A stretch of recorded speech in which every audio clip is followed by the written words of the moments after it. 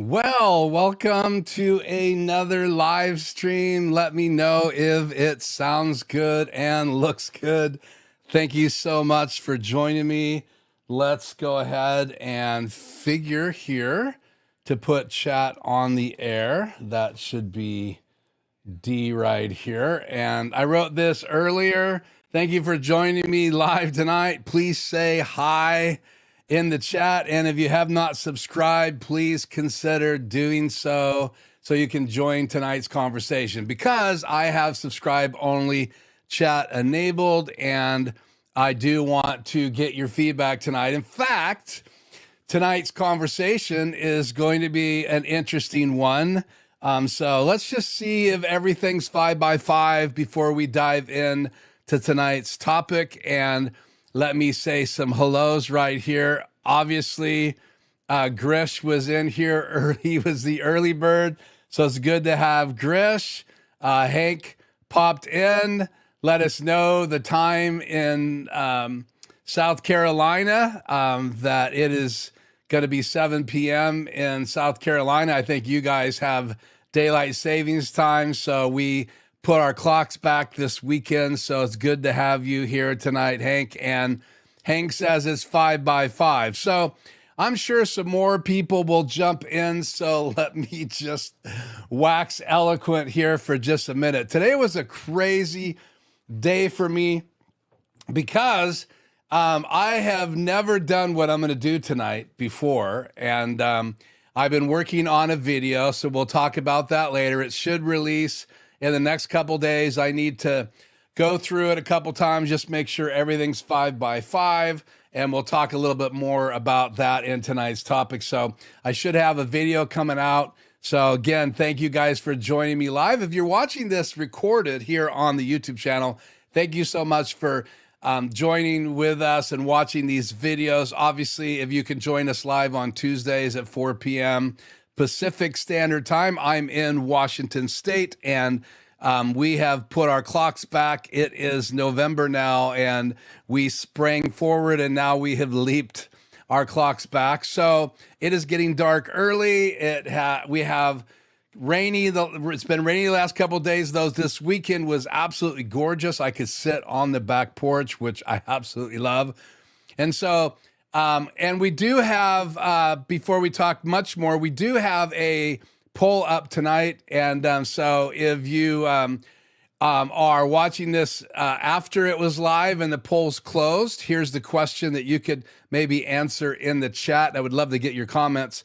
Do you feel there is enough quality in any web camera to replace a DSLR for a live stream? So generically, do you think that there's enough quality in any webcam out there today that you would feel comfortable to replace a DSLR? And that obviously are the nicer cameras. And obviously Canon and Sony and all the manufacturers, they make video cameras. They also make regular cameras, photography cameras that also do video.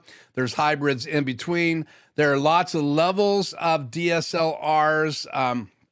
So again, not to go into too much details and try to define that, but typically you're going to have a camera with a variable lens on it. It might have a fixed lens and not be able to change it, more like a webcam. But most of the cameras out there that people were buying for their studios, so they would have a higher quality than a webcam, had interchangeable lenses, and they can have sensor sizes. And what the sensor is, that kind of replaces 35 millimeter film. And obviously there was more than just 35 millimeter film available back in the day. You have all the movie film that was being shot. And but most of the cameras that were out there had sensors in them right around 35 millimeter. And that is kind of what we would call a full frame sensor. And without getting into the dimensions, there are a lot of cameras out there to save money, and they're smaller and more compact. Even like the iPhone, this is the 13 Pro, it has a sensor that's very tiny in there. And so obviously the bigger the sensor, usually the better the quality, specifically in low light when you don't have studio lights and you're outside shooting. And obviously when you're shooting video, there is frame rate And then there's also shutter speed. But when you're doing photography, you really have three things that you're concerned about. That's the ISO, that's the sensitivity of the sensor in the camera that replaces film. Back in the day, you would buy like ISO 800, that would be for shooting in broad daylight. You might do 200 for shooting at nighttime or even less.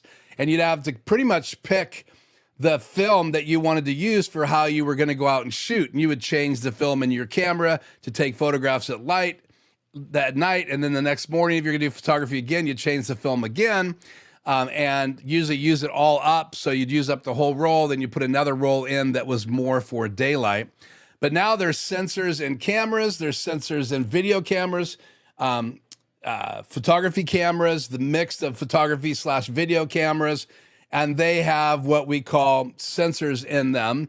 And how sensitive that sensor in there is what ISO is.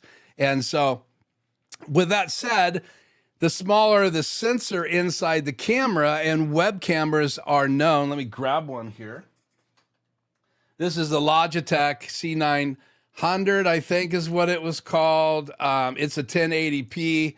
It had a Carl Zeiss lens on it. I have a little deal on it so I could close this when I was using this. This will shoot 1080p.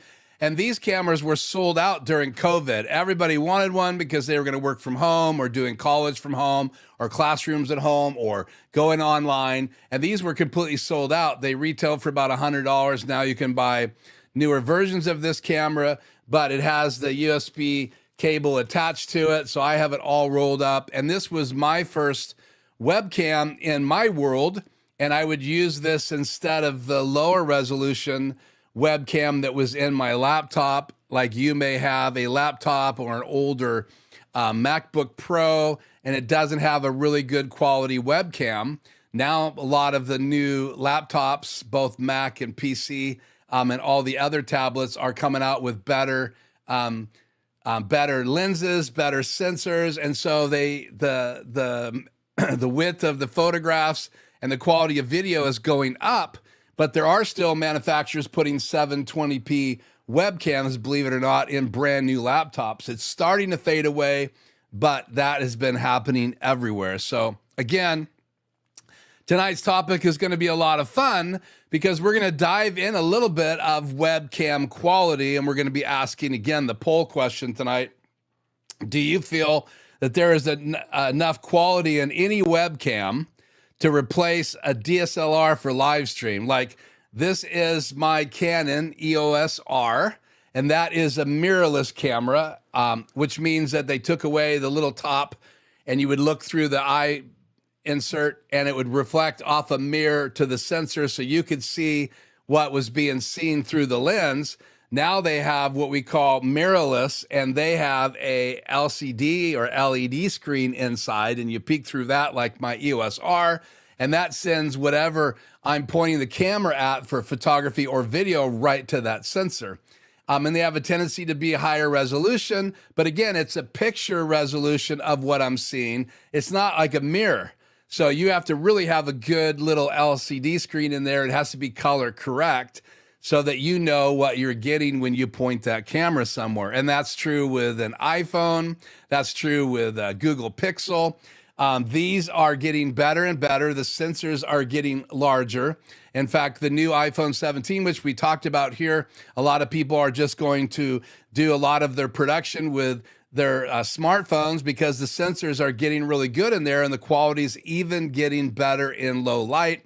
Now with the iPhone, not every sensor is made equal because you see 3 cameras right here. That means you also have 3 sensors in this camera, and it's got to fit all inside this body. Now this one's aluminum because it's a 13 Pro, but the iPhone last year was titanium.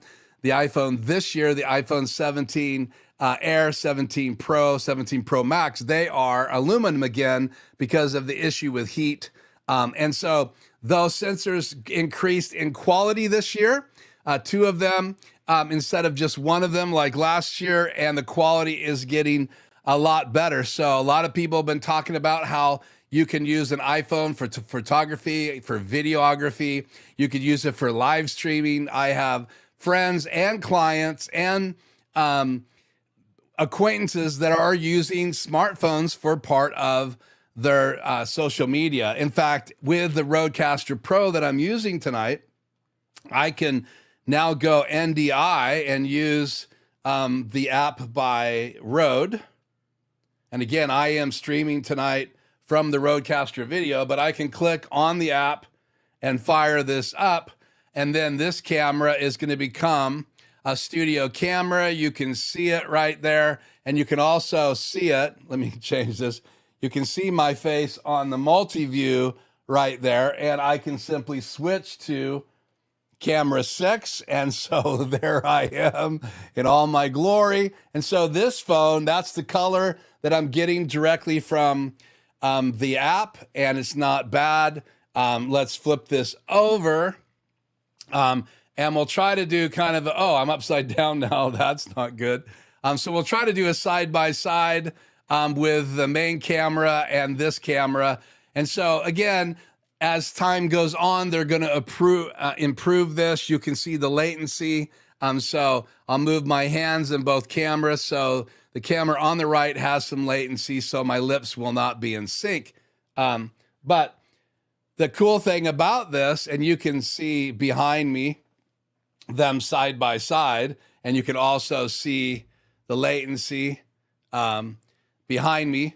So I really think what's happening with cameras and iPhones, and now specifically, let's change back to, what do I want to be at here? Let's go to, let's do scene B in the ready slot there.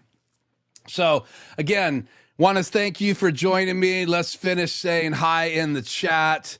Again, clocks have changed. If you didn't realize that, I want to welcome Joe. Thanks for joining me. Gary, thank you for joining me as well. Again, please answer the poll tonight. We have 5 votes already, so we're doing really well. 60% say yes. There are webcams out there you believe that could replace a DSLR for live stream. 40% say no. So 5 votes, and it's not quite right down the middle, but pretty close. So as more people jump on, and welcome Gary. No, we got Gary, and then Sean. So welcome into the live stream. So again, answer the poll question, please. So we can kind of talk about that tonight. Do you feel that there's enough quality in any webcam to replace a DSLR for live streams? Okay. So said a hi to everybody right now that's in the chat, and I will catch up if anybody else pops in. But thank you again tonight for joining me. We are streaming from the Rodecaster video.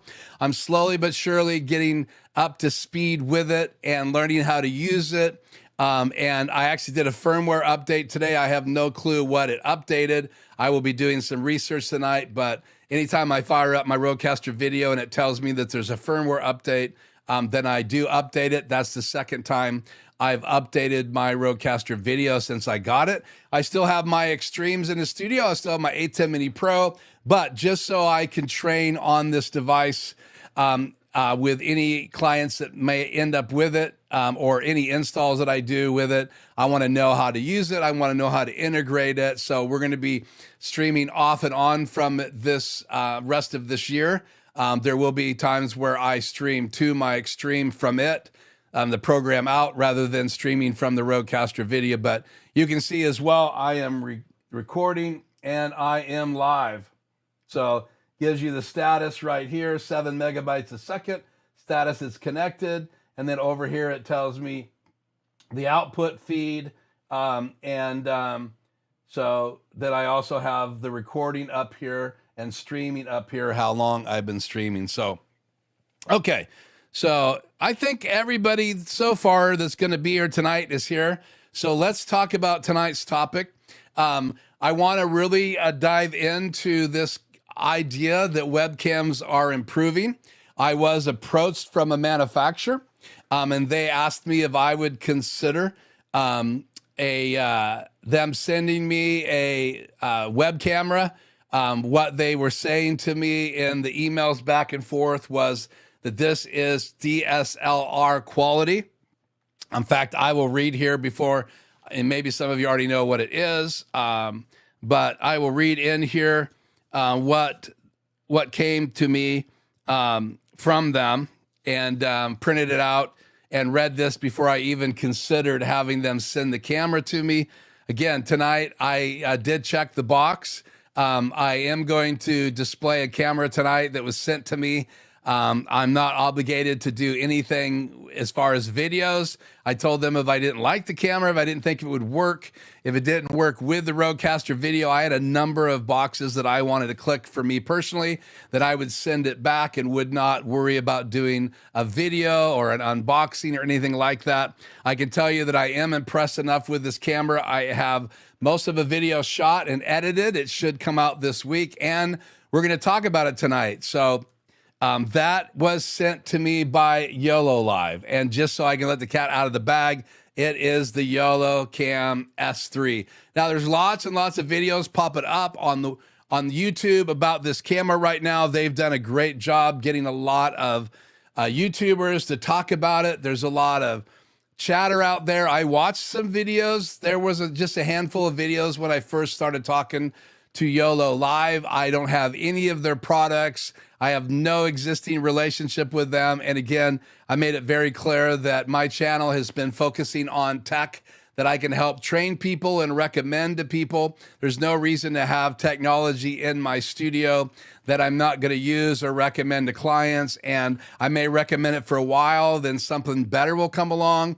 But this was very interesting to me because it's a 4K 30 frames per second camera, and it has uncompressed video, which is what you need to use it in combination with the Rodecaster video. The Rodecaster video has 2 USB-C ports that can take in webcams, or you can set them up to do NDI. And I have my number 5 USB input set to NDI, and that's why I have the app right here open. So that USB port, channel 6 in my ATEM is taken up.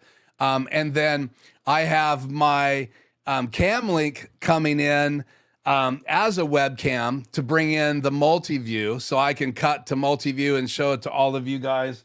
Multi-view is in channel 5. So there's multi-view. And we will be talking more about the Rodecaster video in videos on my channel. That stuff coming as I learn it and really wrap my head around it. But not only is it 4K 30 frames per second, but it also, again, does uncompressed video. It has face detection. It is a 1/1.3 sensor, and that's pretty big. If you look at other sensors that are out there, a 1/1.3 is pretty incredible. There's very few webcams out there that compete. I could only find one, and that's a pro level Razer camera that retails around $400. The YoloLiv retails for $200. And again, no frills, no gimbal. It can shoot portrait or landscape, 4K, uncompressed, 30 frames per second. It's got autofocus, it's got face detection, and the software is pretty good. Of things that you can do about it. You can even program some crops on the sensor because it's 4K. You can crop down to different locations on it and still have it uncompressed 1080p shot going out to live streaming. So I guess the question that I had when I said, yes, send it, was if I was to compare it with my DSLR, my Canon EOS R, with my 24-70 2.8 lens. Now, this lens retails right now new for about $2,300. It is not a cheap lens. You pay for that lower aperture. It is a zoom lens. Again, it goes from 24-70. I also have some 24-105s in my studio. I have other lenses, some prime lens like a 50 mil, an 85 mil, and 100 mil, and those don't zoom in and out. They're set focal lengths, and also their set apertures. And those lenses are all L lenses, and they start at below f2. So I even have one that goes down to f1.2. So those will really give you a blurred background, and that's really what those lenses do. Plus, they're really good in low light because they have big open glass, and they let big open irises, and that lets a lot of light in. So the lens design, the aperture, how wide it opens, the focal length, all of that impacts bokeh, the blurred background in the background. So right now I'm shooting at 5.6, and I can go down on this lens to 2.8, and I've demonstrated that before on the channel. But I'm bringing that up to say that this is my main camera. I use my most expensive lens. I do like the zoom because I can change the lens around. Sometimes I'll get closer to it, further away, depending on if I'm working with a client. But this is what you guys are used to seeing when we are live together. So some of the other things that stuck out to me, besides the fact that it will turn portrait or landscape, so you can just go into software, and I'll be showing the software here tonight. I'll be showing you an example of the picture on the camera. I have side-by-side comparisons coming out in my video. I am going to do some side-by-side comparisons to cameras like this one by Logitech. I'm also going to do side-by-side comparisons to the Facecam, the original Facecam, which people raved about when it first came out, by Elgato. I also have the Insta360. Again, this is not uncompressed, so you can't use this with the Rodecaster Video, but you can use the Facecam and other Facecams by Elgato. So this is nice because it has 3 gimbals. I love that. I have 2 of those, and I have one right now. I'm shooting on the back of my Rodecaster Video for the videos I'm getting ready to produce for training here on the Rodecaster Video on the channel. I also have the Insta360 Link 2. So this is Link 1, just called the Link, and then they came out with a second version that only has 2 gimbals, and it's $200, so it's about the same price as the YOLO Cam S3 by YoloLiv, and I really want to run it through its paces. Now, I already have done a lot of testing in my studio. I've already shot some videos because I am going to upload a video on my channel about the camera, and I will give you guys more of my thoughts after I get your input. It also has a 1/4-20 mount on the bottom, and I have a picture of this. It would not load because I didn't crop it right. The Rodecaster Video, if you're going to load any graphics in it, they have to be 1920 by 1080p, pretty well exact, or a little bit under that. And so the graphic I have did not load. So let me bring this camera up on the screen.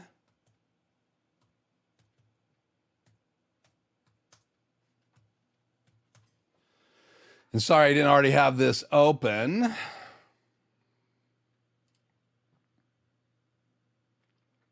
So let's go to a different view here.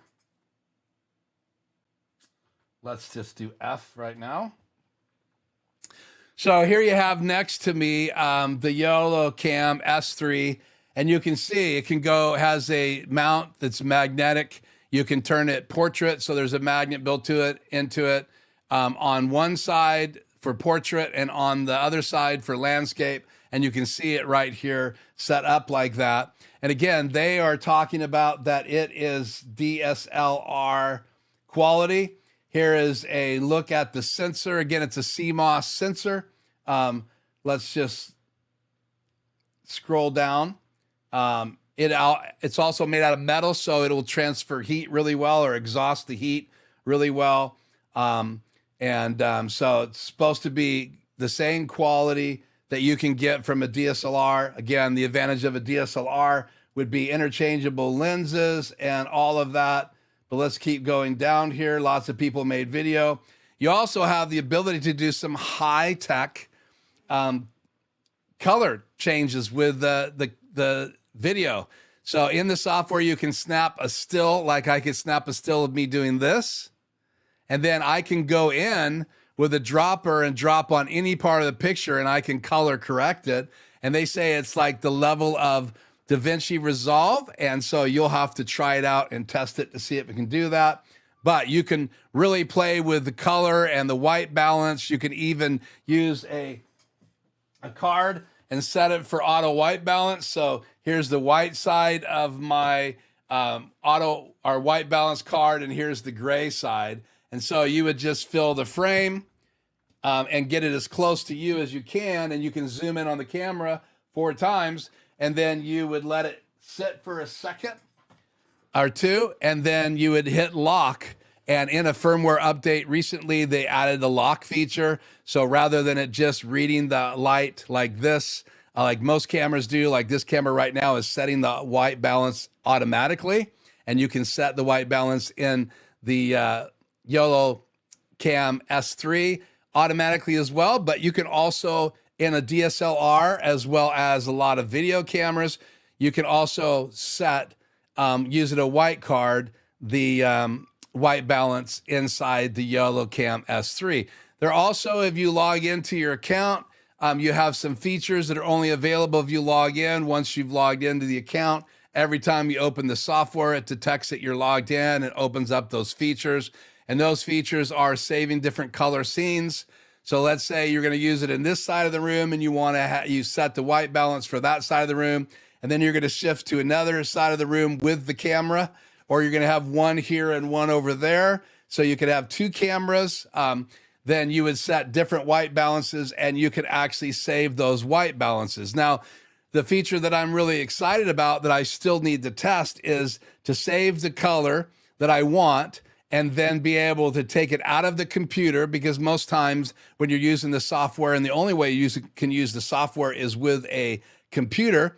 But what if you plug it directly USB-C into a device like the YOLO Box Extreme, or one of the other streaming devices they have, or the Rodecaster Video that also you can plug cameras USB-C into, or a laptop, or you can even plug cameras now using software inside a iPad. So how do you get the right color then? That's what's going to be really important, that you can save those color settings as a preset inside the camera. And so that's what I'm testing as well. But tonight, I wanted to give you guys an opportunity to see the camera. So let's bring up the software. And let's go back here. And let's drag it in.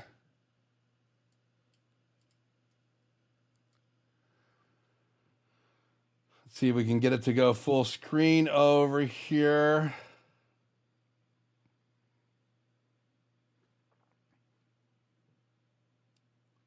Having trouble with my, let's fix this real quick. Oh my goodness. It's now 40 feet tall.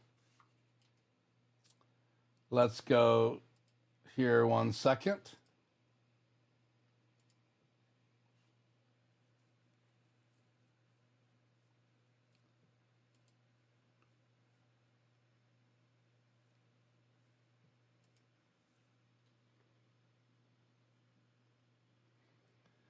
See if this works better. There we go. So you can see these 2 pictures side by side, and you can also see that I have face detection on my face. You guys should be seeing that. But this is the image that you can get out of it, and obviously it's smaller than my main camera because the software is open. So and I changed the screen size, but I wanted you guys to see these pictures side by side, and you tell me. Now, this is just showing you the camera inside the software. In a few minutes, I'm going to full screen it from OBS with the software closed so that you can see it through OBS. So it'll be the same size as my main camera. So you'll be comparing this frame to the other frame with the YoloCam. But this is the picture that's coming right out of the camera right now. And again, I can zoom in 4 times. and back out again. I can change it from exposure manual, and I'm at 1/60th of a second shutter speed and 320 ISO. And I also have some settings in here that kind of add more light to the background, which I really like. So let's go through here. Here's the graphics settings. So I can do 16:9 by 916. In the image settings, I have the ability to turn the sharpness up or down, and I've lowered the sharpness because I don't use really any sharpness on my EOS R, so I don't really want it on the webcam.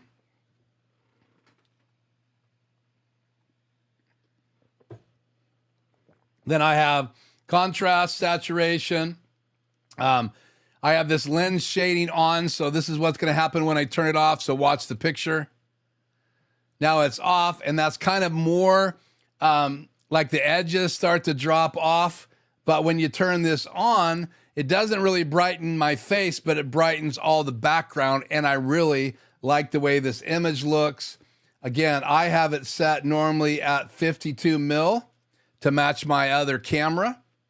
And then you have hotkey settings. So if I go into the hotkey settings, down here to hotkeys, then I can set these different zooms on the number pad. So number 1, let me turn on my pad, and it defaults to the pad on your laptop. So I'm turning my pad on. So here is 1.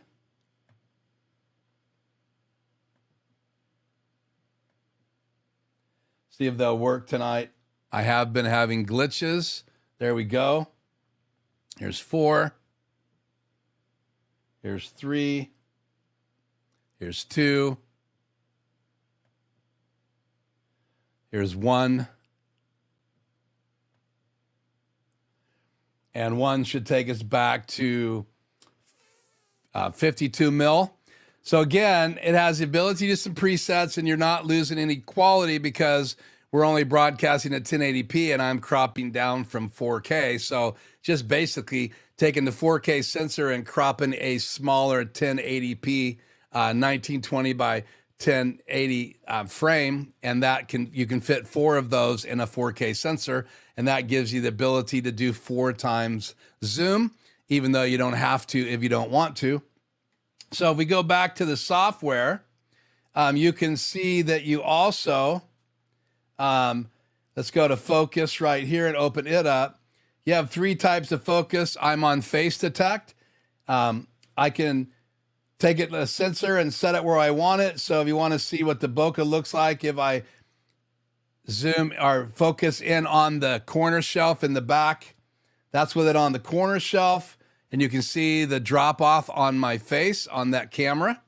And if I go back on my face, it focuses on me. So that's really good if you want to be able to hold things up in front of the camera, obviously, and have it focus. See that way.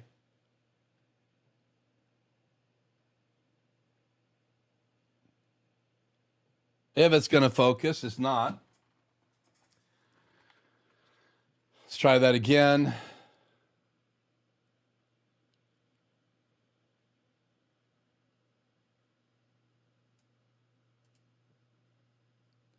Center weight focus works better when you're taking it away. Back on me. Back on the camera. And they're updating the firmware all the time. This is a recent release, so I'm working with firmware that's not been completely up to date. So it's still below 1. So they're still updating the firmware. So I'll continue to update and play with it. But you got center, you've got 3 options for focusing. And again, I like face detect. See if we can get it turned back on. It's doing center weight focus. It doesn't want to switch. Again, I've had the camera plugged in and on for a while. It's supposed to not overheat, but my laptop sometimes, because I'm doing all the stuff I do with it, it sometimes will lock up. So I'm not going to blame that on the S3, I'm going to blame that on my laptop because I am running it through my laptop right now. So let's see, what else did we talk about? Again, you can go into auto mode for white balance. So we'll zoom in here.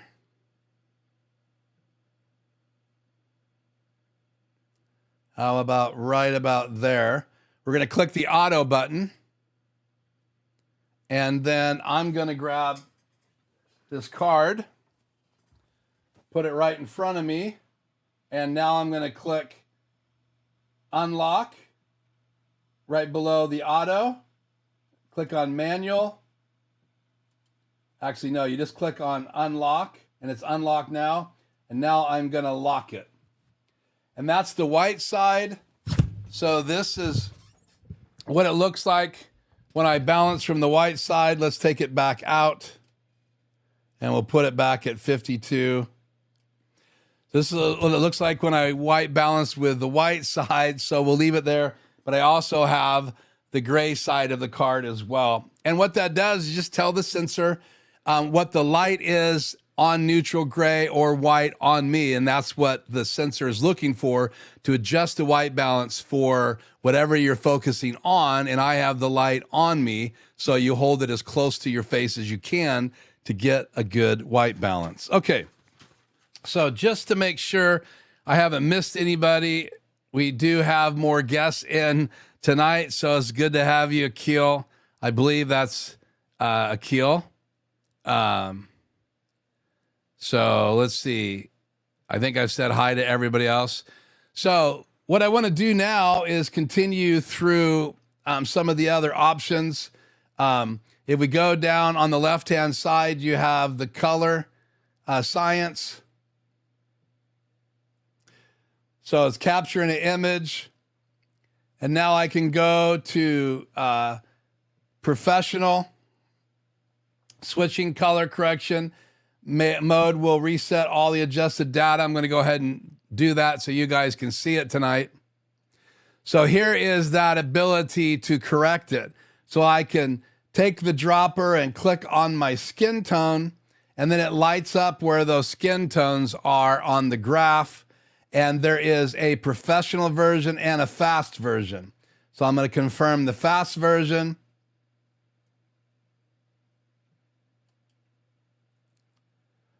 Capture.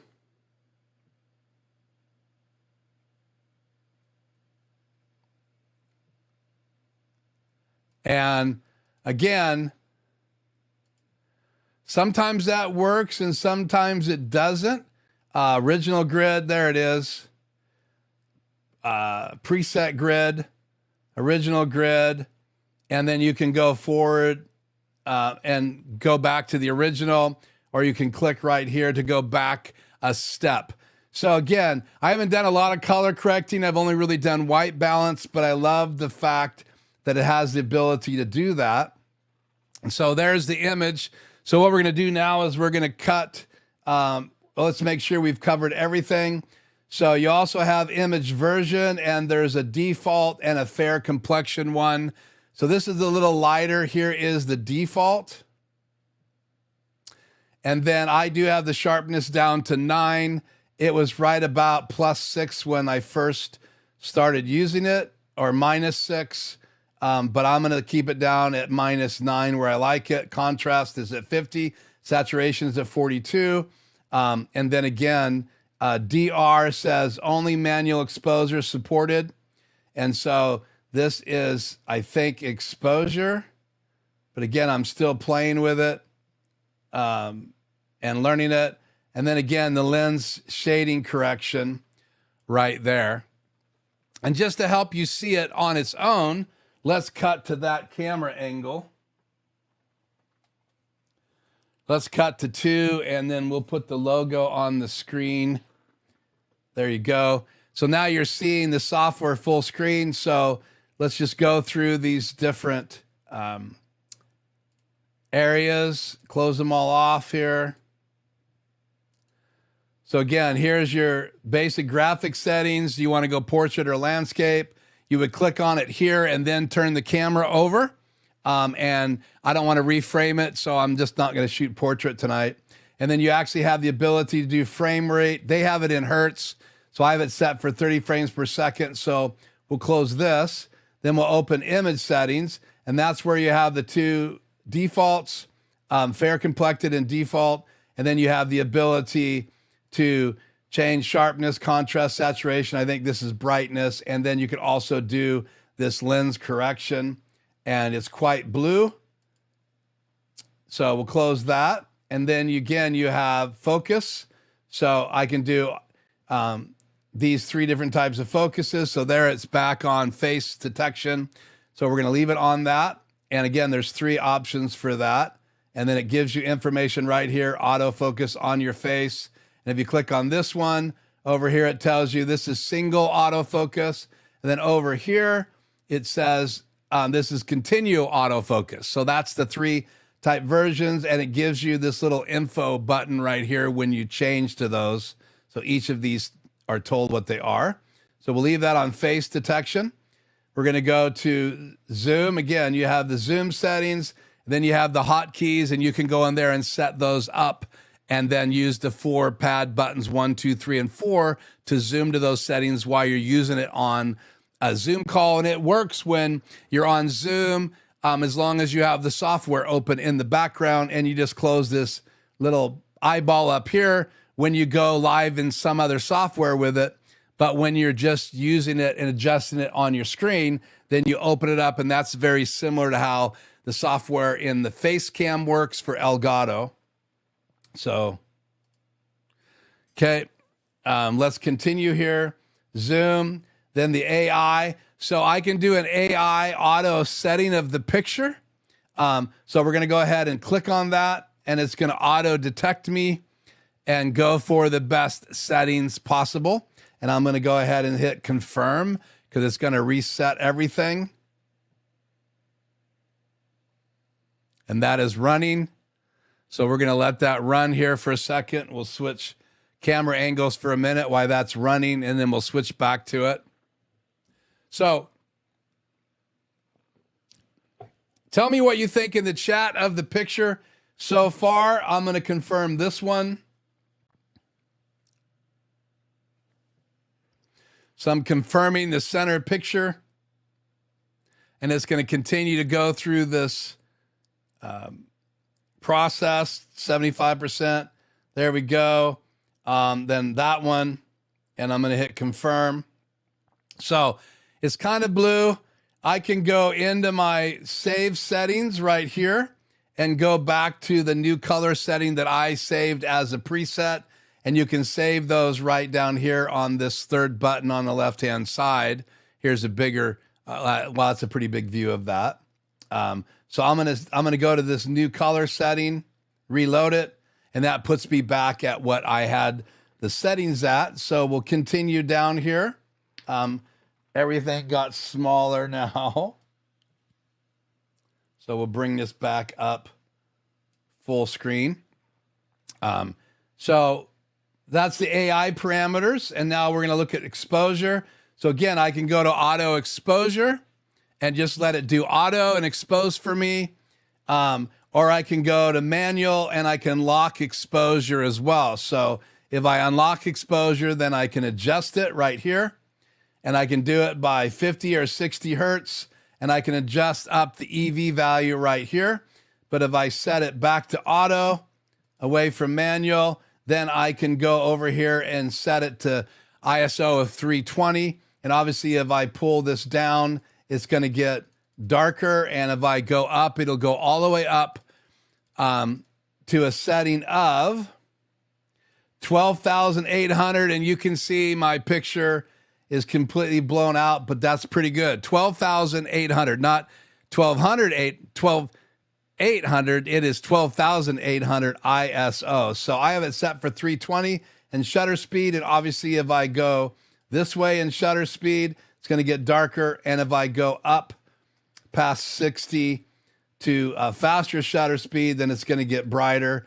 And that's how shutter works. And if you're shooting 30 frames per second, you want to double that. If you're shooting 60 frames per second, you want to double that. So you want to, if you're shooting 60 frames per second video, you want to have your shutter speed set for 120, and that makes it look natural. And if you're doing 30 frames per second or even 24, then you go to the next closest double, and that might be 50 if you're shooting 25 frames per second in some countries in Europe, or if you're in the United States shooting 24, then you'd set it to a shutter speed of 1/50th of a second, or close to that as possible, 1/60th. If you're shooting 30 frames per second or 29.97, then obviously you would set the shutter speed to 1/60th of a second. And again, the ISO is based on how much light you have. Now, my camera is auto ISO, but this camera is set right now to manual. And so if I turn all the lights on, you can see it adjust. So let's set it at auto. And it's unlocked, and let's go ahead and kill the lights.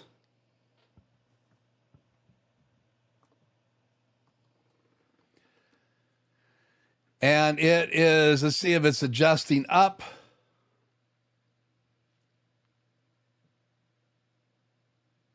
It's unlocked, but it doesn't seem to be adjusting. So let's go back to manual, and let's bring it up in low light and see how it does. And obviously, when you don't have any light on you, you blow out the background to expose your face properly. That's why it's so important to have good lighting on your face, on your subject, in your studio, so that you can set the ISO and have the background in the right exposure and the foreground in right exposure. In fact, I want myself a little brighter than the background. So what happens when I make myself a little brighter than the background, and I set the ISO and the exposure for me in the frame, then the background can get lighter or darker depending on what kind of light's back there.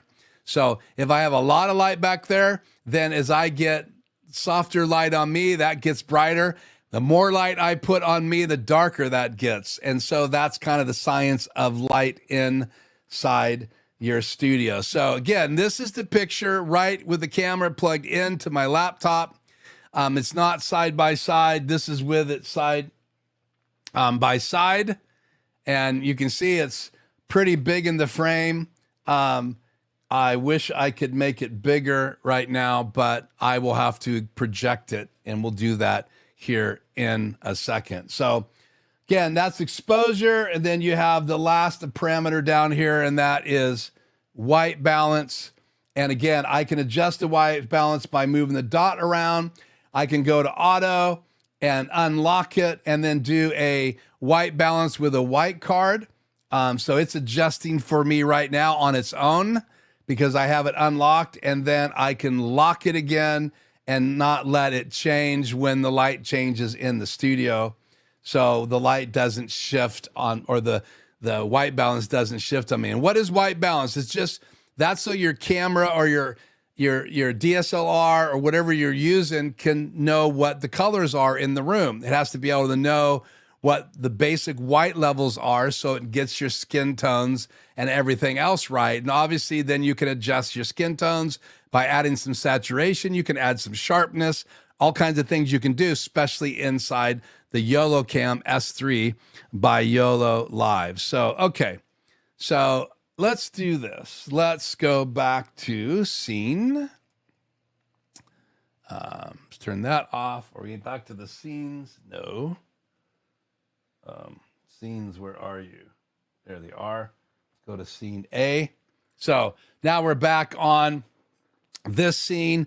Again, I want to see what you guys are saying in the chat before we project this and do a normal side-by-side demonstration of this camera. So, okay.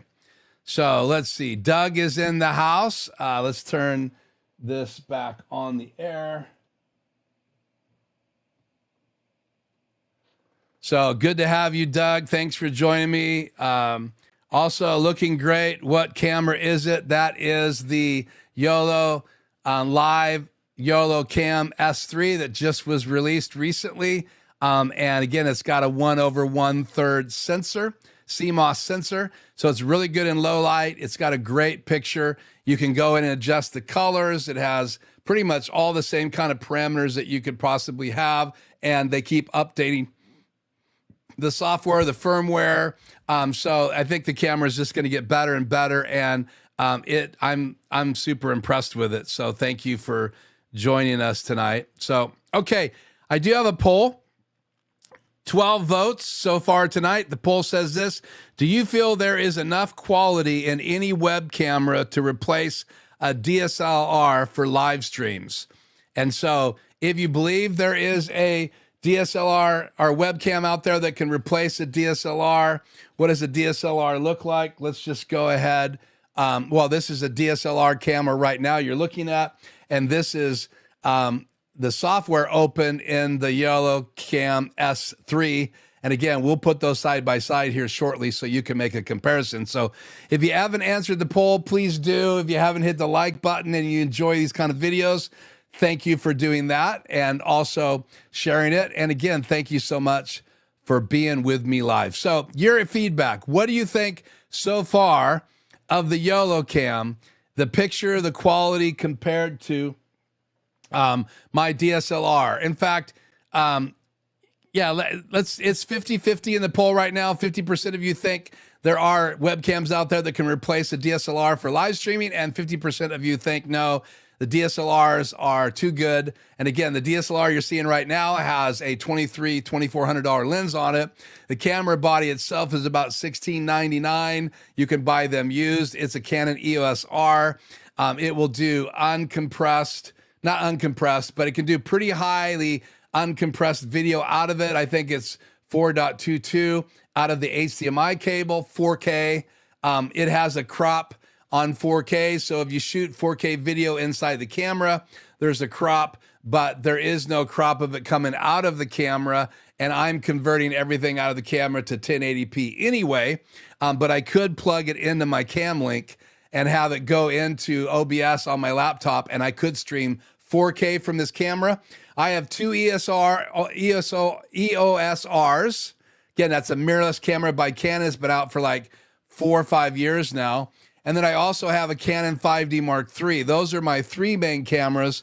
And then I have the older Canon Mark III, and it has my 50 mil on it. And this will go down to an aperture of 1.2. So this is a big eye. Lets a lot of light in. So take a look at that lens. It's a beast. And this lens is a prime lens. It does not zoom in and out. It has autofocus. It does not have any image stabilization. So you're going to have to put this on a tripod if you're trying to do any really low light shots, or, if you're trying to do anything that needs to stay super stable, then this is 1080p out of the HDMI, and it also times out after 29 and a half minutes. So it's not great for live streaming unless you're going to be live for less than a half hour, or you want to turn the camera off and back on again, and then you can get another 30 minutes. So I don't use this for live streaming, but I do go out and shoot with this. It's a great photography camera, and it's great to go get some 1080p B-roll. So I have it all set up with a really good lens, and I can get some pretty amazing bokeh at 1.2 aperture. And so it actually, if I focus on my nose with it opened up to f1.2, my eyes will be out of focus. If I focus on my eyes, both my ears will start to drop out of focus and my nose will be out of focus. That's how short the focal length is on aperture of 1.2. Now, if you set it to f8, then you'll focus all the way to the back wall and all the way to my microphone. But that's the difference between f8 and higher and then being f8 or lower. The lower you go, the more you're going to get blur behind you. And right now I'm shooting at 5.6 on my Canon EOS R with the 24-70 version 2 L lens, and it will go down to an aperture of 2.8, but I have it set right now to 5.6, and that just looks good in this room, and you get some visibility of the shelf behind me. So Canon 5D Mark III, it stays here on my Bose subwoofer underneath my desk. So out of all of the webcams, and we'll get your feedback here.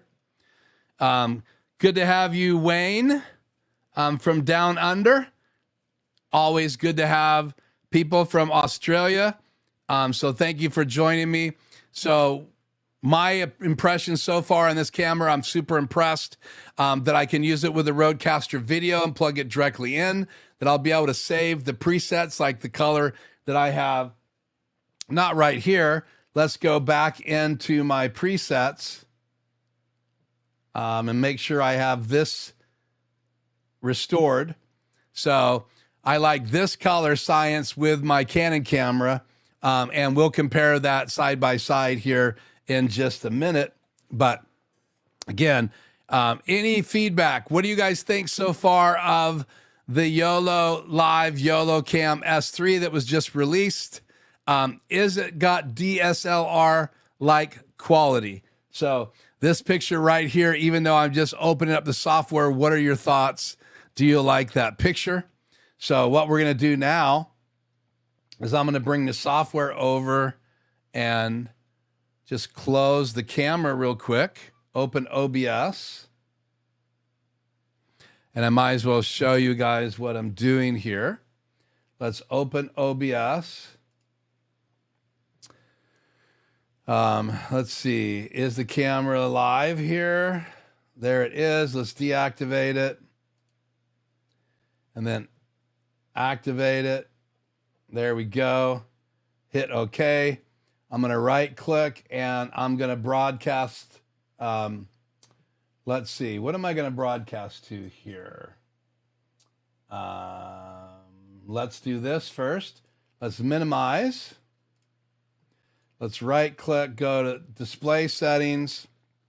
We're going to duplicate, show, let's see, extend desktop 1 and 3 for now, because I'm not sharing my screen anymore. It's going to go away. Keep the changes.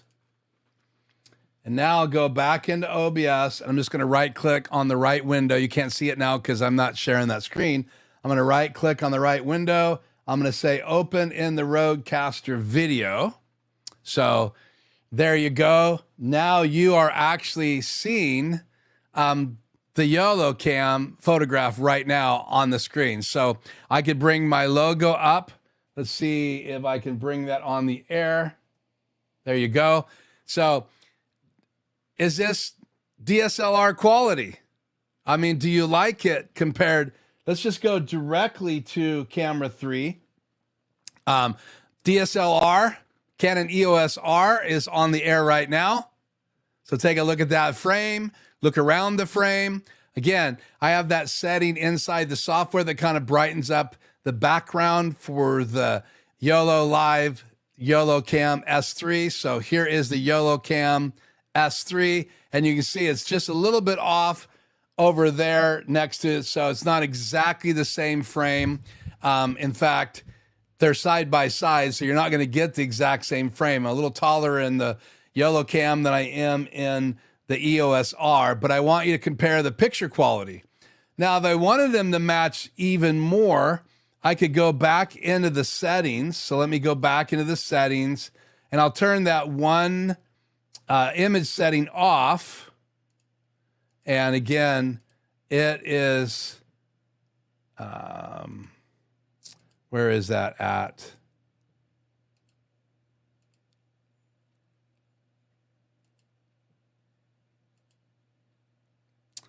If I can find it again, image settings, here it is. This is called lens shading correction. So here's it with it off. So now compare this shot to this shot.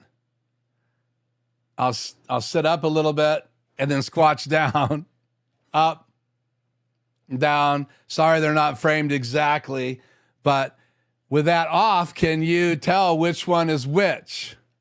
So I'll turn it back on, and I like it on so people will know that this is the camera that you guys are seeing. This is the YoloLiv YoloCam S3 by YoloLiv.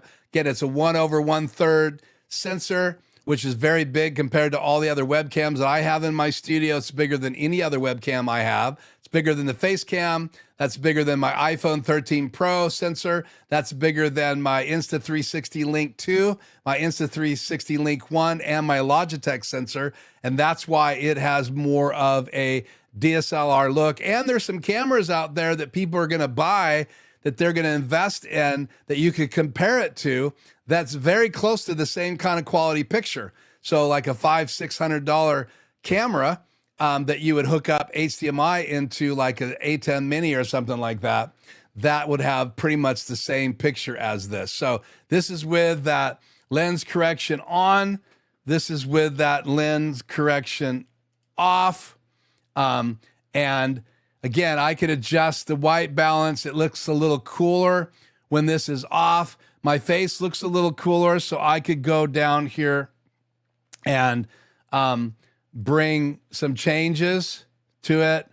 Like, let's see, what would I want to do here to this color?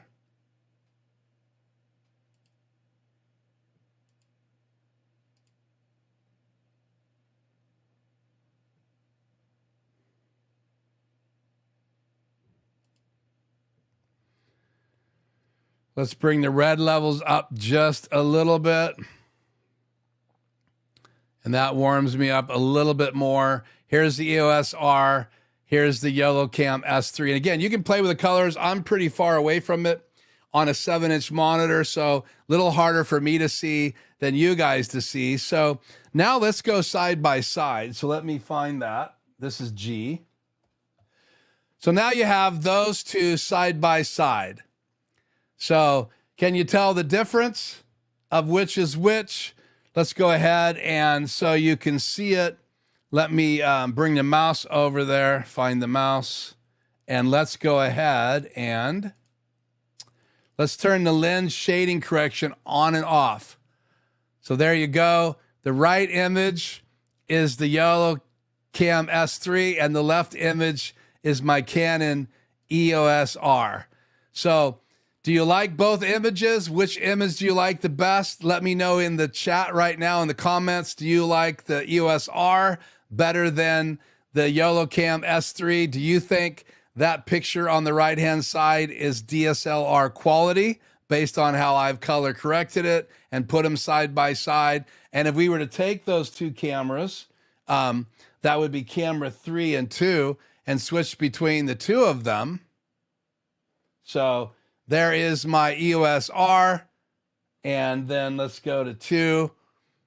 There is the YOLO S3, and here it is without lens shading on, and then here is my EOS R. Here is my YoloCam S3, and I'll put lens shading back on, and then again, we'll cut back to those side by side. So let's look at the chat.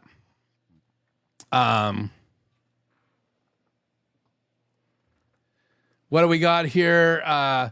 Gary says it's closer than I thought. Any advantage using it with an ATEM ISO?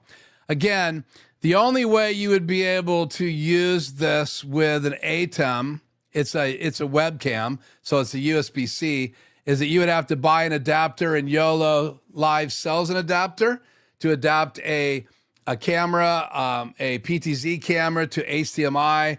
So you'd have to invest in that. But when you have a Rodecaster video, it makes a lot of sense because you can plug 2 webcams in to a Rodecaster video. So you have 4 HDMI inputs, then you have 2 USB-C inputs, and those can be NDI or they can be webcams. And again, you have to be uncompressed video out of the webcam, and not every webcam is uncompressed. A lot of them have compression, like H.264, H.265, or other codecs. And what that means is that inside the webcam, so imagine this is uncompressed, right? So this just sends a clean signal out, gets power, goes in and comes out.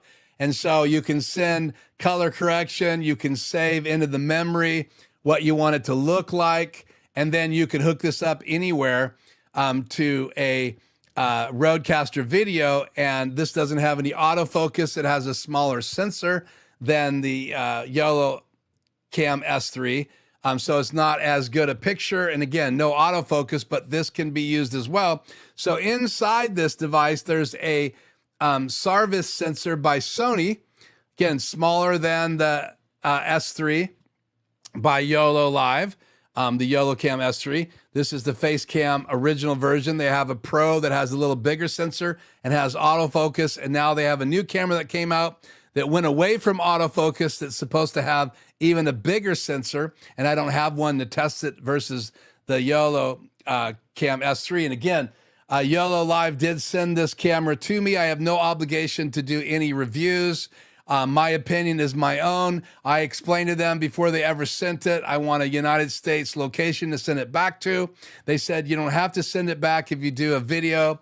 Again, if I didn't like the camera, if I didn't like the quality and didn't think that I could use it with my Rodecaster video to give me 2 more cameras, then I would not even have done a video on it. But I am very excited about it. So no compression in this one. There's no compression in the Logitech either. So this camera has no compression on it. So it will work as well. I got this to work with Rodecaster video. I had to adapt it down from USB-A to USB-C. And again, it's not 3.0. So this worked sometimes and didn't work other times. But the Insta360 actually inside this little camera compresses the video before it comes out the USB-C. So when I plug this in, it powers up, but it will not work inside the Rodecaster video because, again, it has compressed video coming out. So if you want to have a camera for the Rodecaster video, you need to find one with a picture you like, and it needs to be USB-C uncompressed. You can now bring other cameras in using a cam link. And right now I'm coming out of the output of my Rodecaster video back into a cam link by Elgato, which converts HDMI. So coming out of the Rodecaster video output into a cam link, the cam link converts it to USB C or A, and then I convert the USB A to C, and that's how I bring in multi-view. And here you go. This is multi-view in input 5. So there you can see the multi-view. That's the only way I can show you the multi-view live. So if I'm showing someone how the multi-view works, I need to bring it back into the Rodecaster video. I can also change that to the program. So if I just go into the settings here, go into video A and change that from multi-view to program. Let me find it here. Program. Then when I switch, it's just a program, and you can see my head's doing the craziness because it's looping for whatever reason. So I'm going to change that back because it doesn't like that. Change it back to multi-view, and now if I cut to it, it's the multi-view. And you do have some infinite shots in that multi-view because I'm showing you me, and it just goes on for forever. So back to this. So I can bring the multi-view on the air because I'm coming out of the HDMI out into a cam link and back in. So I could have gotten 2 more DSLRs and bought 2 cam links, and I could bring DSLRs in that way. I could bring my Canon 5D Mark III in that way, and I will demo that in the future. But I like the fact that you can use webcams, and if you have a PTZ camera with the new firmware update, they let you control a PTZ camera.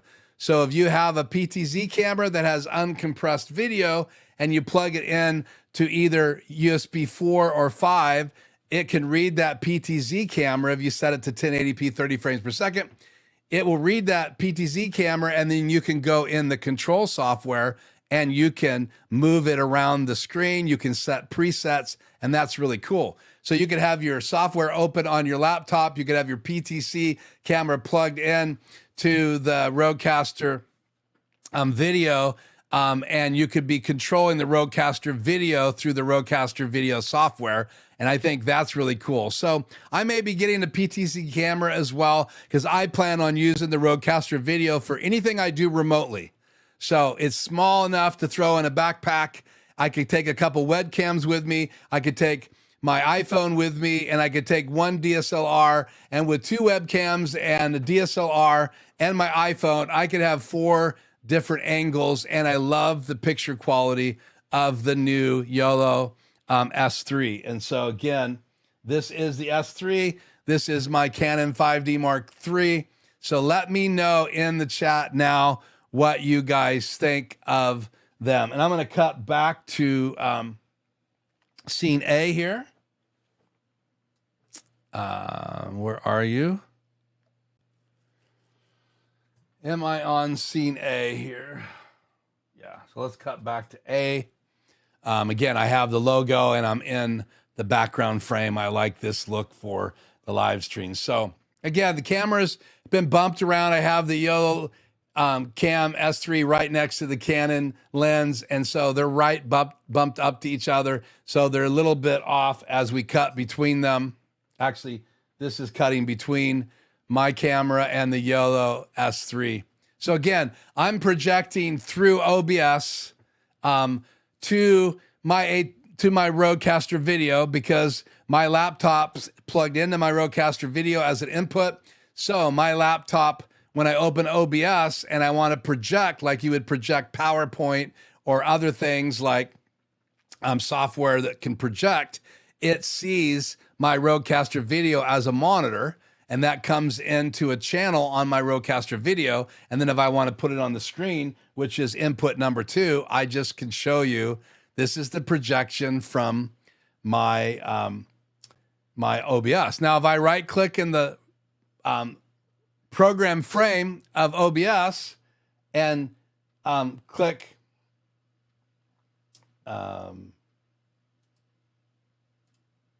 let's see, how do I stop it now? They've changed it.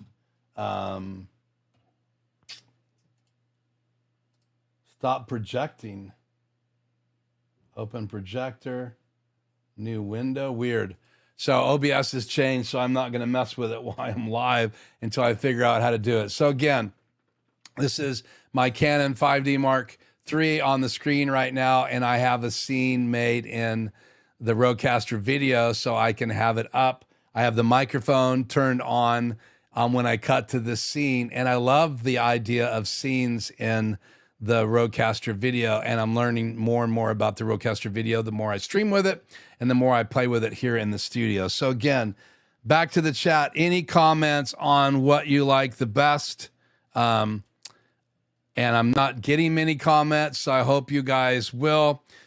We have 12 votes, 50-50 on do you feel there is enough quality in any webcam camera to replace the DSLR for live stream, and half of you say yes and half of you say no. So that's split right down the middle. So please add your insight. Do you like the picture on the YOLO Cam S3? And obviously I can adjust this, but the quality, what you're getting from this little 1/1.3 4K webcam. Again, there's no buttons on it. My video will show it to you. I unbox it in my video that will release later this week. And so you can see it up close. It's got a little magnet mount. You can pop it on. You can turn it portrait or landscape. So the bonus is the YOLO Cam S3 will let you shoot portrait for social media that you need a portrait video. So that's really cool. All you got to do is click on the aspect ratio in the software and then flip the camera over portrait, and you'll have a portrait image ready to go for Facebook or TikTok to do a portrait type video, or even on YouTube, you can do portrait videos, shorts. So again, let me know in the chat what you like better, the Canon S3 or the YOLO Cam S3. Let me know. So, okay. Says, you mentioned before about your DSLR timing out. If I set my Sony to record, even at very low quality, it doesn't time out. Yeah, so every camera is different. The reason some of the older cameras like the Canon 5D Mark III times out is it wasn't considered a video camera. So unless they paid like tariffs shipping them in from other countries, because there was something weird about tariffs on video cameras that weren't on photo cameras, and that's changed evidently because now almost all the cameras that Canon make that shoot video that are over like $800 seem to all go shoot video as long as they stay cool. Obviously, if your camera overheats, it will shut down. The YoloCam says you can go 7 days a week. It's made of steel, so it's supposed to, well, probably hard aluminum or something. It's going to evaporate the heat. So again, it's not plastic, it is steel, and it does look good. It is a 1.85 aperture. And and when you frame the software, it says 50 mil in the software, but some of the information from YOLO or other people that have been talking about the camera says it really has a focal length of 25 millimeter, and I don't understand the difference of that. It says 50 in the software when you zoom in and out, but somewhere in some of the information that was sent out or other people on videos are saying it is the equivalent to a 25 mil, and I wouldn't agree with that, but I could be wrong. Again, 1080p, 4 times digital zoom, 1/1/3 CMOS sensor, which is way bigger than most webcams out there. It's got a 1/4 20 tripod mount on the bottom of the magnetic bottom. It also will tilt all the way forward. So if you need to have it on your monitor and you want to shoot at your desk, it tilts all the way over. We've seen that with some other webcams like the new Insta360 Link 2 and the old Insta360 Link. They will tilt over, but especially the Insta360 2 that doesn't have the third gimbal. It's crafted from unibody aluminum, so metal or aluminum, whatever you call about. So it's machined from a solid block, designed with that in mind. So it looks gorgeous, feels good in the hands. So they say true to life, HDR, perfect for both shadows and highlights. And you saw that it will bring in the highlights if you want to, or let the shadows be there in the adjustments. You have precision color grading. Again, they say like DaVinci Resolve type color grading. We looked at that. You can go around with a little eyedropper and then adjust that color on that little wheel. Pretty cool. And the wheel shows all the colors that the camera can see, so you could adjust just about every quadrant of colors and pull them up and down, right and left, to add different colors to those different shades. Supposed to have zero lag and zero blur, and when you're focusing, and again, you have to choose what type focus you want to use. There's 3 options, and it comes with the mount, the camera, a USB-A to USB-C cable with a USB-C to USB-A adapter, so it's ready to go out of the box. So it works with Mac and PC, works with Zoom, works with OBS. Again, uncompressed video out of it, so that you can use it with the Rodecaster Video and other devices that will receive USB as an input. And I think there's OC has some devices, I think, that'll take a USB camera. YoloBox has its streaming device that will take USB cameras, so it would be perfect for that. And again, it is uncompressed USB-C 3.0 and higher. Let's see what else is on all of this. So again, pixel, autofocus, and AI enhancing imaging, and it does have that AI technology built into it to automatically detect. It's got the live color grading. They call it Picasso Resolve. Interesting. Price of $200, and the webcams are anywhere from $200 to $400. And again, the Razer Kiyo Pro Ultra has a 1/1.2 sensor, but it does not have AI enhanced imaging, and it does not have the ability to do color grading. So you could pay $400 for a Razer camera and have the same kind of picture quality. But again, the autofocus as well as the color changing may not be the same quality. It does not have AI imaging enhancement.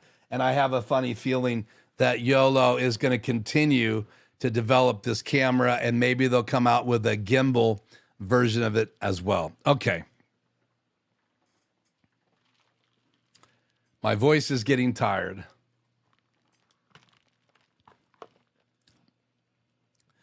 Can you split screen them? Yeah, I did that. I'll do it again.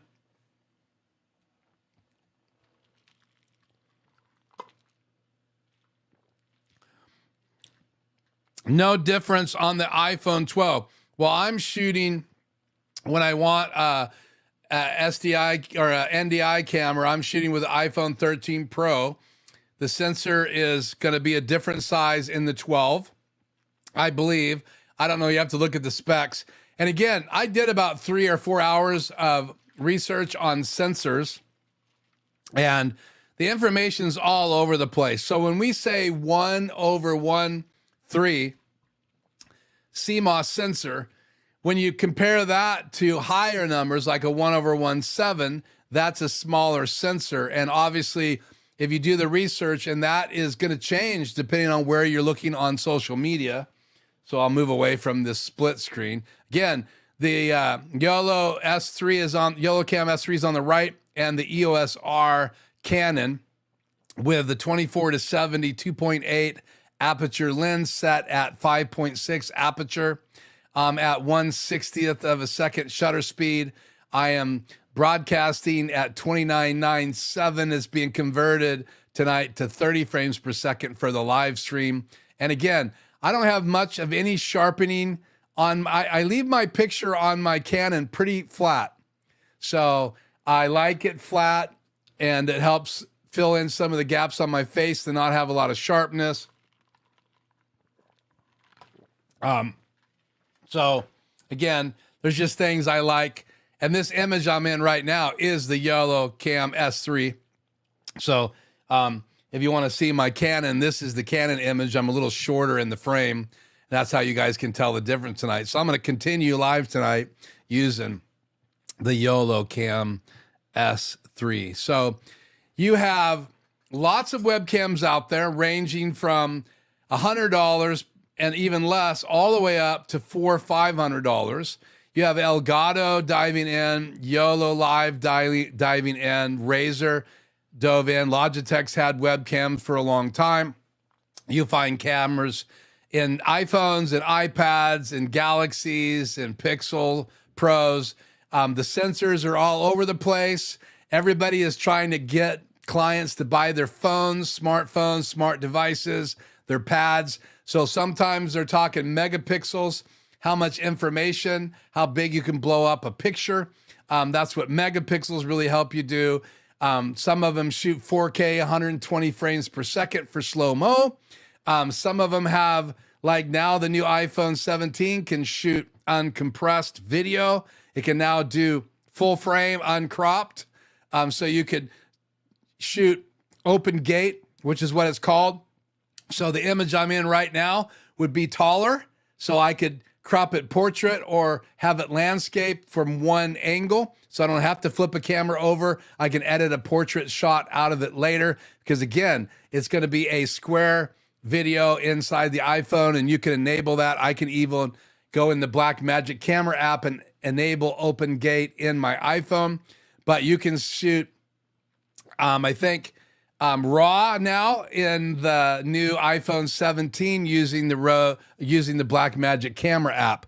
So there's a lot of things that you can do. You can shoot video from an iPhone or a Galaxy pad or iPad or all the other devices that are out there. Now there's $200 webcams. This is perfect proof that have really good quality. Is it DSLR quality? That's up for your judgment. I can tell you my opinion. And I do that in my video that I'm releasing. But tonight, I really wanted to get your guys' input. So, again, side by side. Color and shadows are better on the right. Again, that is the YoloCam S3 on the right. Left is more clear. So, there you go. So, votes for both. I mean, I can't see a difference of your cameras. So, there you go. So, Anybody else want to chime in that's with me tonight and you're still on the chat? Do you like the image on the right of the frame right now, or do you like the image on the left? That is what we are talking about. So, yeah. So, again, not paid for, not sponsored by. I am not obligated to even talk about this camera. It was sent to me with the hopes that I would like it and that it would show up on my channel. And I do. I really do like the camera. Is it DSLR quality? I guess it's depending on what camera you have, and the quality of the lens and how big the sensor is in your camera. But I do think that if you compared it to every DSLR out there, I'm sure you're going to find some cameras that this has got a better picture on, especially if it's a really low quality lens. But when you're comparing it to my cameras that I have in my studio, I don't know that that's fair, because I invested a lot of money in those cameras. And so when I bring that camera on the air, this camera right now that you're seeing is a $1,700 camera. I've had the lens longer than the camera. It used to be on my Canon 5D Mark IV. I have a different lens on that camera, and it's at a different angle tonight. But this picture right here with the lighting I have is what you normally see on my live stream. And again, it's just really, what do you like? Do you like this S3 image, or do you like this Canon EOS R with the 24-70 lens?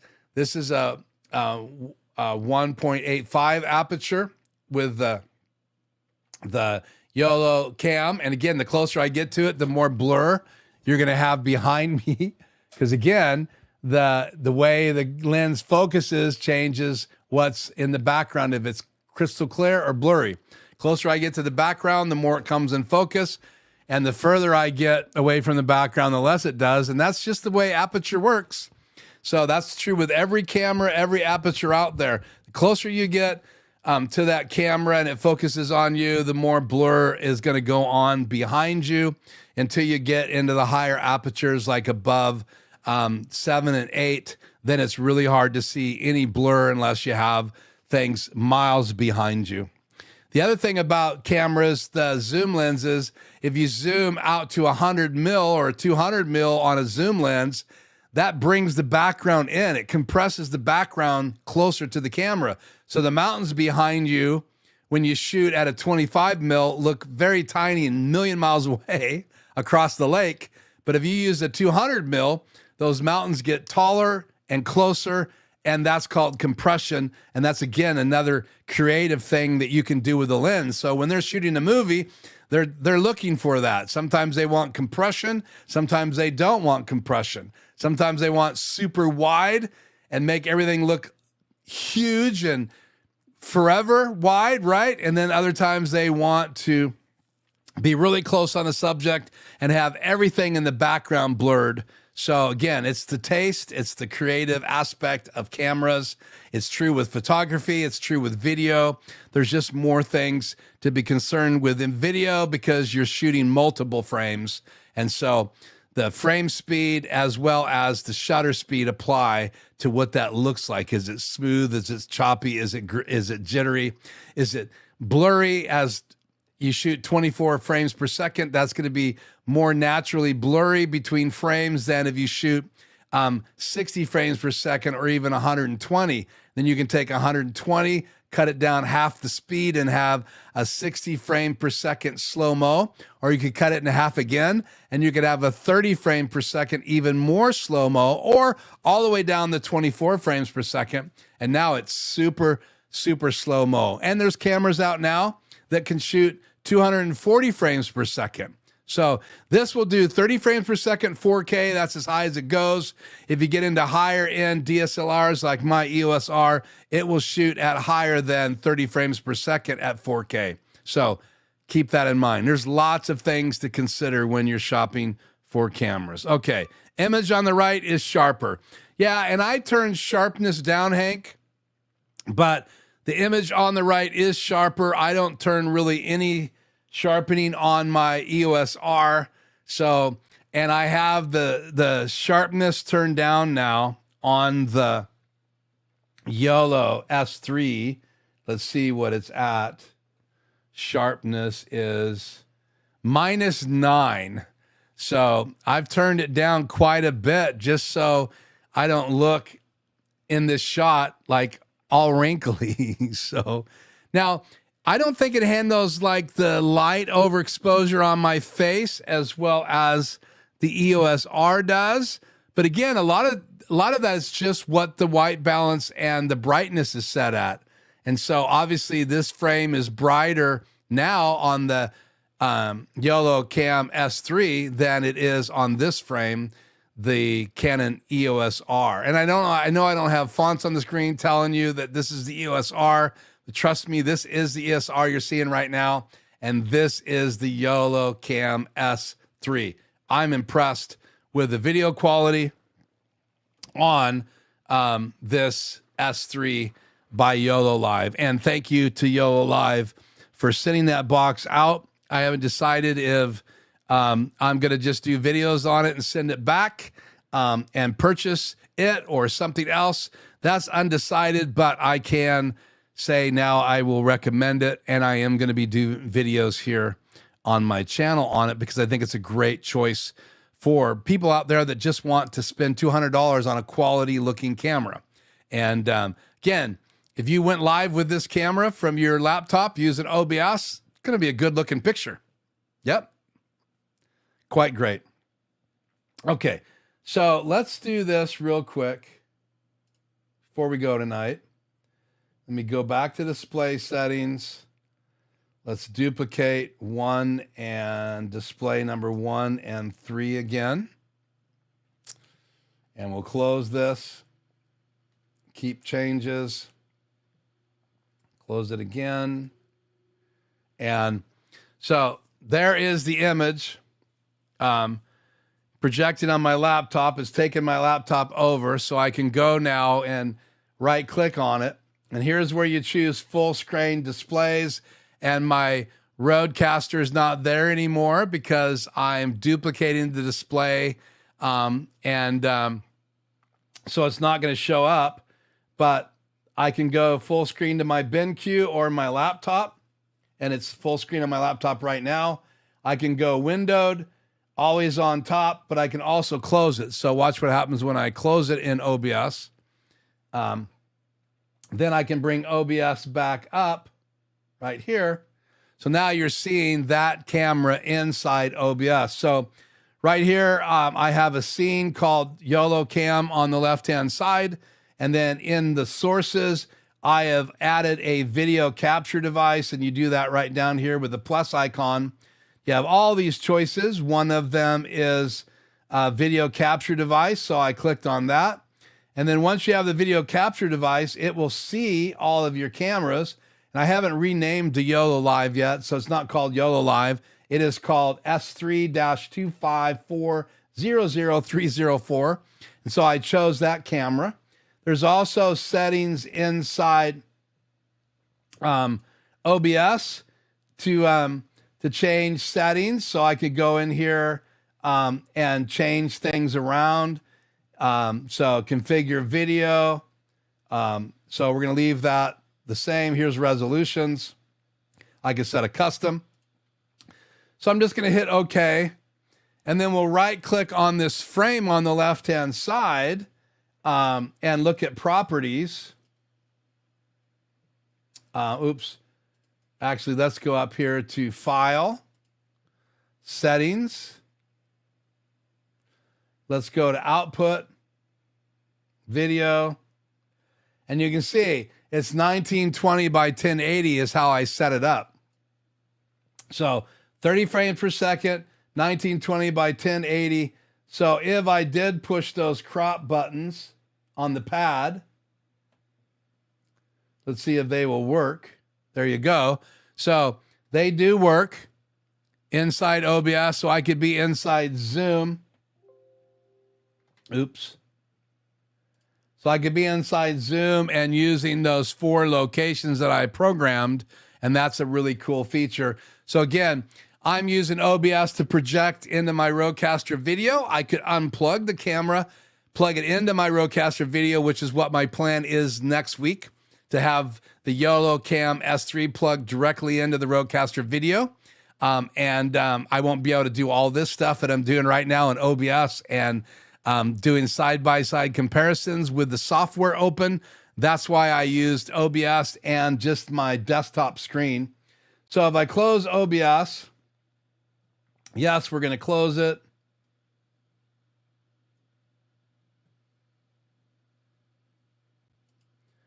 We'll open up the YoloLiv software again,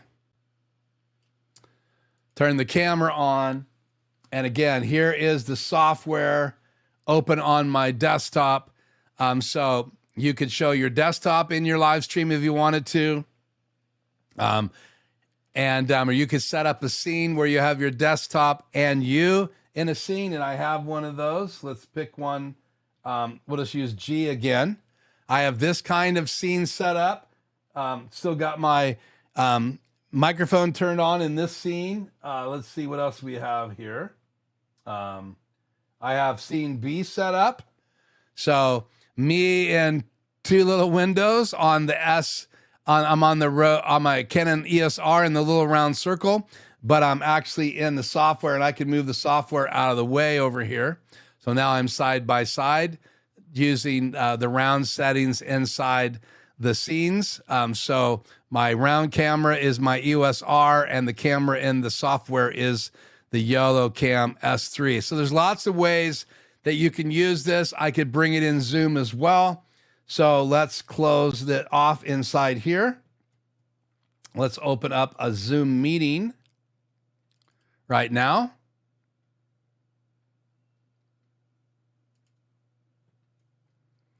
Move the software over here on the side. We'll go to a Zoom meeting. And there it is.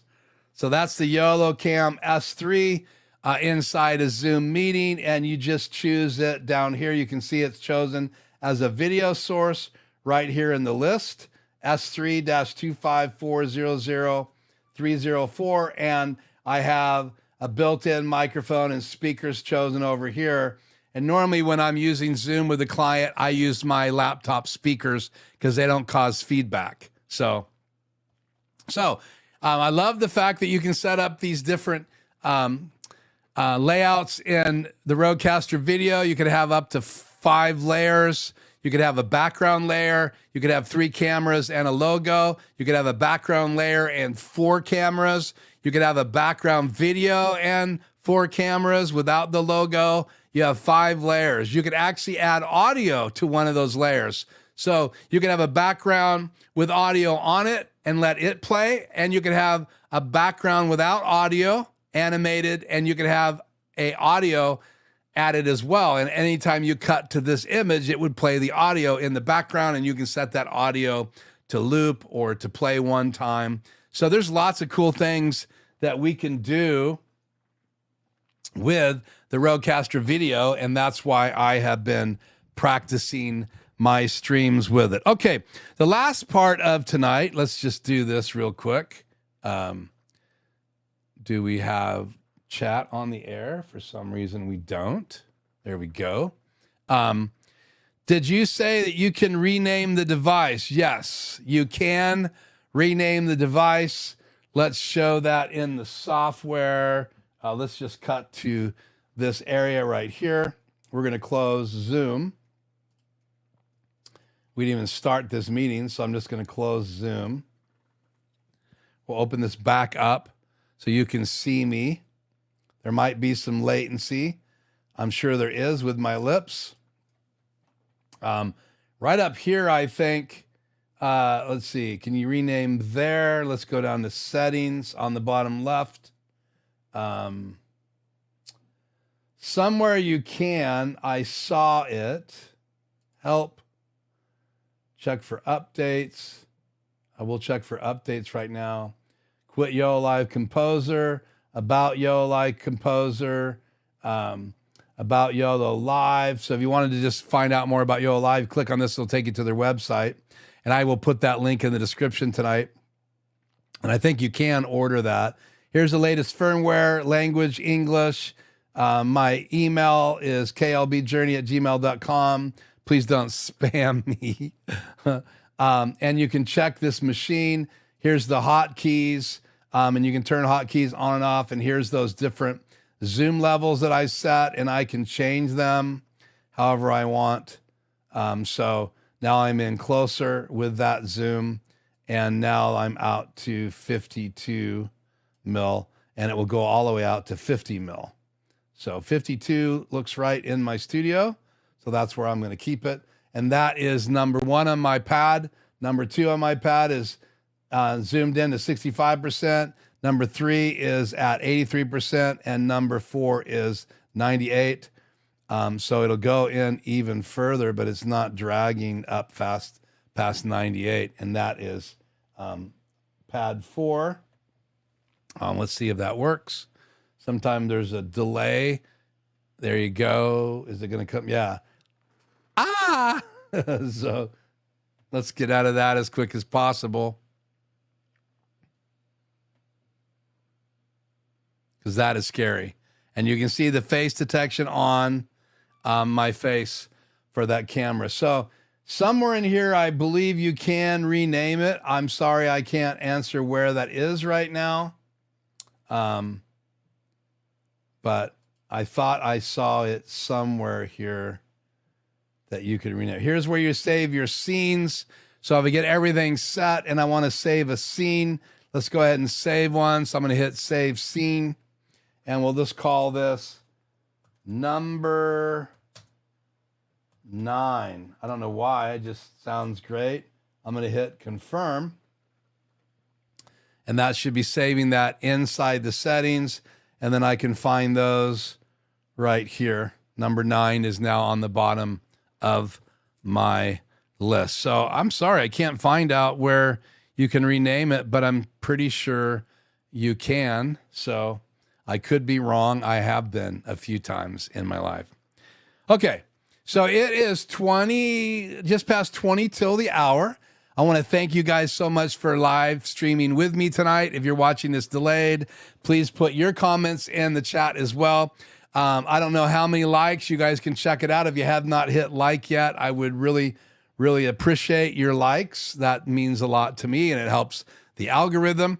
We did break 4,000 subscribers. We're over 4,020 some now. I noticed earlier today, I think. So I appreciate you for subscribing. If you haven't subscribed to the channel, please consider subscribing to this channel. That would mean as well a lot to me, and I appreciate it very much.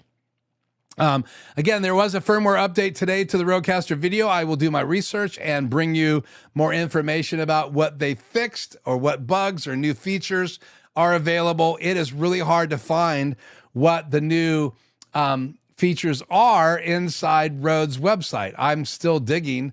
I found it before, but it has been really difficult. Easy to find information on the Rodecaster 2 and the Rodecaster Duo firmware updates and what they've changed, but I find it really hard to find where to go to find out that the updates are on the Rodecaster video firmware update. And again, when you download it directly to the device or into the software. So it's not like there's a file version of that firmware on your computer with the info file in it like I used to look at on all firmware updates. So keep that in mind. Mail got picked up today. Laugh out loud. Thank you, Sean, for that info. Anyone who reads that is going to be really confused. Yeah. So it's good to have Sean on here tonight. He is a client of mine. And so just letting me know, we've been communicating back and forth, and some of it's snail mail, some of it's email, some of it's Zoom. And it's great to have Sean on the live stream with me tonight. And there's many other clients that pop on here ever so often. I wanted to report that I had a really cool Zoom conversation this week with, let's see, Gary says, great info stream, Keith, tonight. Night, everyone. Gary is out. So thank you for joining me, Gary. I had a great conversation with Adam Tao, and just an update.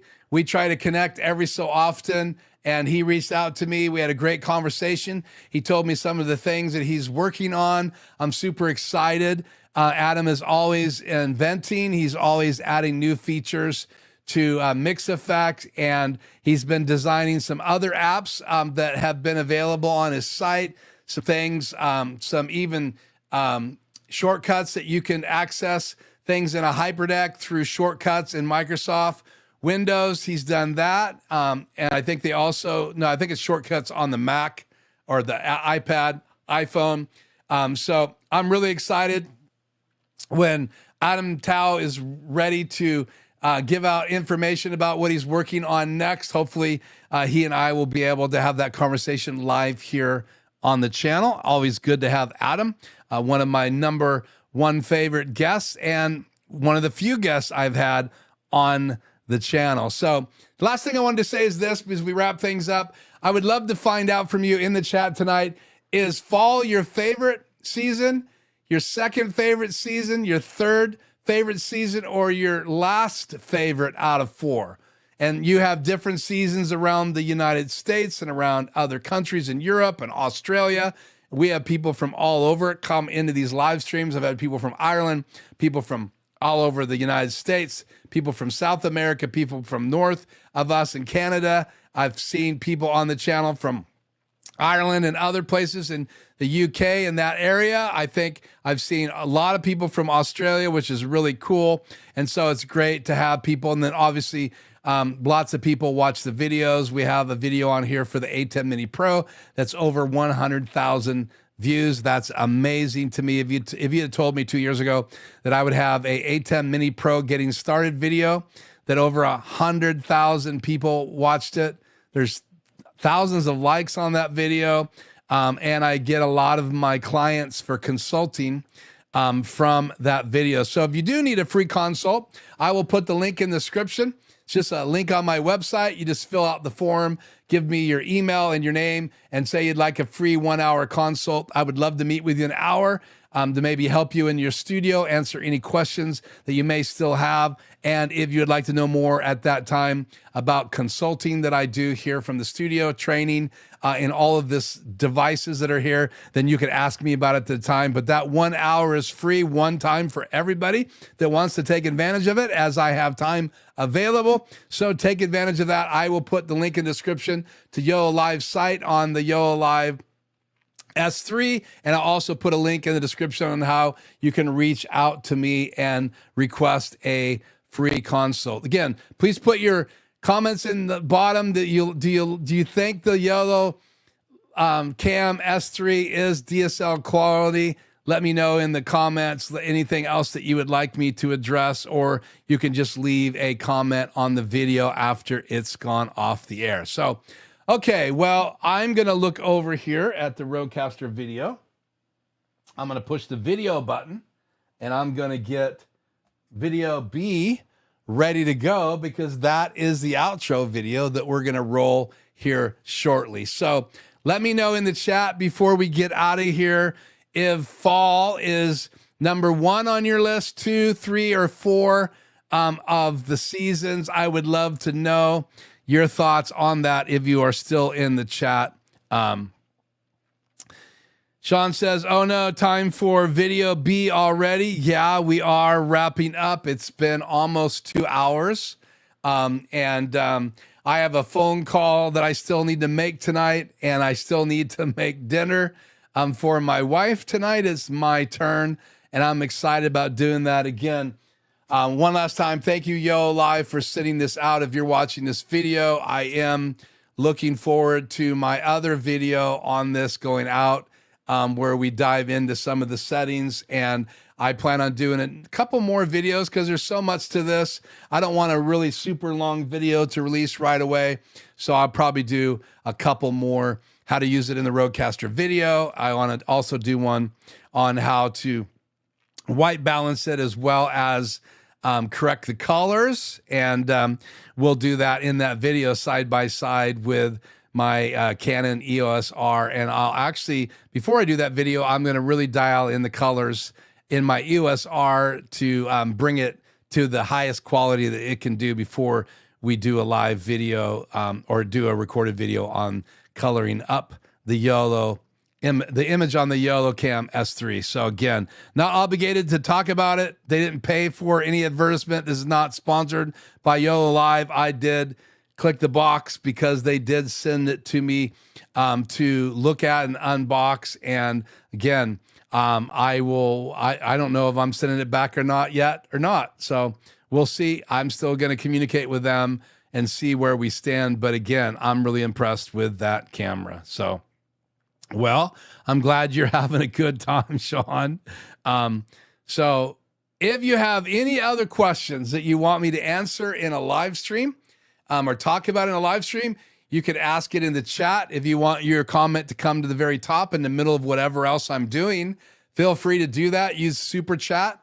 You can do that for in the chat if it's available in your area and help support the channel. You could like this video to help support the channel. You could subscribe to help promote the channel, and you could answer some of the questions to help make this more interactive. Again, 54% of you say no out of 13 votes now.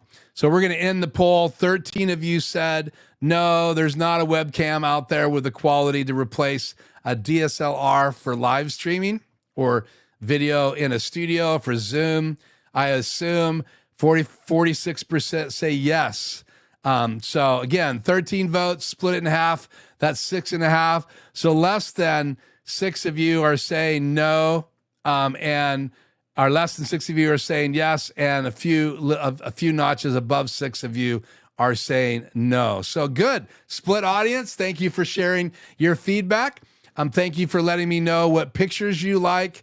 Again, and if you like the still image tonight, that was shot with all my other web cameras paying homage to the YoloCam S3 by YoloLiv. It's kind of funny. It looks like they're gathered around going, questioning, taking a look, and YoloCam S3 is saying, what? Like Howie Mandel. What? I watched some Howie Mandel videos this week. And if you haven't heard him do his routine, Bobby, I'll put the link in the description below. He does this voice that he actually did for cartoons. And it's a story of him as a little boy, scared, afraid of the dark. And his mom comes in and sings a song to him, and he begs her not to sing the song. And I was a major Howie Mandel comedian fan when I was younger. And he's well known because he does things like America's Got Talent and a lot of other things. He's done some TV game shows. He's done voiceover for lots of cartoons. It's pretty funny. You can even Google him for cartoon voices and it'll come up. But Google him with Bobby and watch that video. It's older. It's when he's a younger comedian, and he's quite funny and quite animated. So again, I would love to find out if you like this season, the fall, as your number 1 season, number 2, number 3, number 4. I still don't see any of that in the chat. So please answer that question. You can say fall is number 1 to me, number 2 to me, number 3 to me, number 4. And that would be really cool. Sean's still talking here. Little Monsters, best movie ever. Yeah. So Howie Mandel, voiceover, Bobby, go check that out. You should have a fun laugh on that story as he talks about his mother coming into him when he was a boy, scared of the dark. So, okay, I am Keith. That's it. Please put those comments in the chat. Please hit like. Please subscribe if you haven't already. And I will be here again next Tuesday with more live streaming information, more things I'm excited about. As we get closer to Thanksgiving, we're going to change things in the back of my room to more match the holiday that we celebrate here in the United States, was just an excuse to eat like crazy and watch football with our whole family. I'm really excited about having my whole family here, and I'm hoping to get a family photograph this year, and I'd love to share that with you. That would be all my kids and their significance and their children, and some of my kids I've adopted. Some of them are blood grandkids. Some of them are adopted grandkids. Some of them have been in my life as long as they were baby, and they're not blood related, but they're like family, and they come every year to Thanksgiving. So we'll see if we can make that happen. Hank says fall is his number one. South Carolina. Winter is number one for Sean. Spring is number two. Well, thank you. I will say fall is my number two. Spring is my number one. Summer is my number three. And let's just not say winter at all. I don't ski. I don't sled. I broke my ankle. I'm worried about shoveling my walk. I'm only walking at like 83% right now. So I'm a little intimidated about winter, and that's enough information about how I feel about that. Again, spring would be 1, fall would be 2, 3 would be summer, and 4 would be winter. And fall is really a time of season I like as well, but I'll choose spring over fall because of some of the things I can do in my yard, in my fountain, and things like that, that I have to put to sleep in my favorite parts of fall. So I hope you'll enjoy the weather wherever you're at. Thank you for tuning in from wherever you tuned in from. Thank you so much for being a part of Life Journey Productions. My name is Keith. This is it for tonight's video. I hope to see you in the next video, and I hope you will watch my video that goes up this week on my channel as a YoloLiv YoloCam S3 video here on the channel. Until next week, be safe. Enjoy the fall.